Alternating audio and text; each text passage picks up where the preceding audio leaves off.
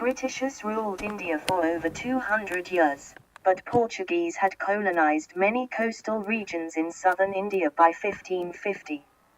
And by 1650 both Dutch and French had their colonies in India. By 1750 France had the biggest influence in India. But by 1800 it was England's East India Company which had thrown all major competitors out of the equation.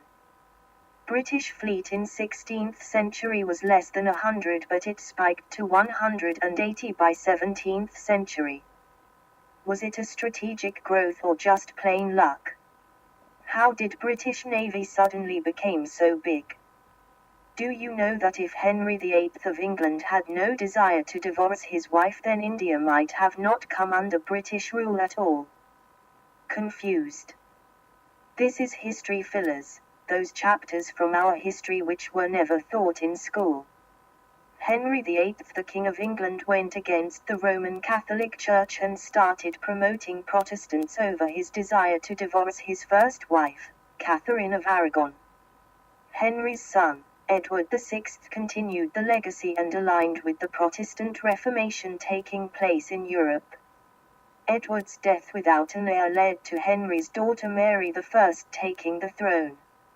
A devout Catholic, Mary, with her co-monarch and husband, Philip II of Spain, began to reassert Roman influence over church affairs. Her attempts led to over 260 people being burned at the stake, earning her the nickname Bloody Mary. Mary's death in 1558 led to her half-sister, Elizabeth I, taking the throne. Elizabeth was firmly in the reformist camp, and quickly re-implemented many of Edward's reforms. Philip, no longer co-monarch, deemed Elizabeth a heretic and illegitimate ruler of England. It is alleged that Philip supported plots to have Elizabeth overthrown in favor of her Catholic cousin Mary, Queen of Scots. Elizabeth had the Queen of Scots imprisoned and finally executed in 1587. Elizabeth retaliated against Philip by supporting the Dutch revolt against Spain, as well as funding privateers to raid Spanish ships across the Atlantic. This is where the seeds of Indian subjugation were actually sown. In retaliation, Philip planned an expedition to invade England in order to overthrow Elizabeth.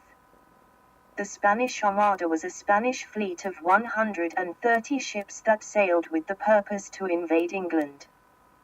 Thanks to bad weather and poor preparations at Philip's end, the Spanish Armada was defeated.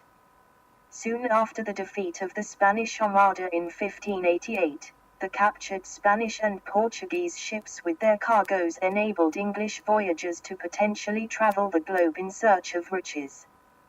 The biggest capture that galvanized English trade was the seizure of the large Portuguese carrack. When she was brought into Dartmouth, she was the largest vessel that had been seen in England, and her cargo consisted of chests filled with jewels, pearls, gold, silver coins. Equally valuable was the ship's A Mariner's Handbook of written sailing directions, containing vital information on the China, India, and Japan trades.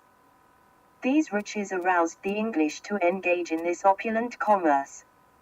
London merchants presented a petition to Queen Elizabeth I for permission to sail to the Indian Ocean. The aim was to deliver a decisive blow to the Spanish and Portuguese monopoly of Far Eastern trade. For a period of 15 years, the charter awarded the company a monopoly on English trade with all countries east of the Cape of Good Hope and west of the Straits of Magellan. The East India Company, also known as the Honourable East India Company or the British East India Company and informally as John Company, was formed to trade in the Indian Ocean region, initially with Mughal India and the East Indies, maritime Southeast Asia, and later with Qing China. The company ended up seizing control over large parts of the Indian subcontinent, colonized parts of Southeast Asia, and colonized Hong Kong after a war with Qing China,